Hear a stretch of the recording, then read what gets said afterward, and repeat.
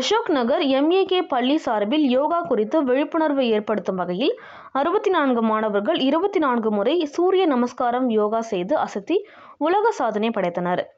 சென்னை அசோக் நகர் ஜாபர்கான் பேட்டையில் அமைந்துள்ள MAK matric மேல்நிலைப் பள்ளியில் யோகா குறித்து மாணவர்களுக்கும் பொதுமக்களுக்கும் விழிப்புணர்வு ஏற்படுத்தும் வகையில் உலக யோகா தினத்தை முன்னிட்டு உலக சாதனை படைக்கும் நிகழ்ச்சி நடைபெற்றது.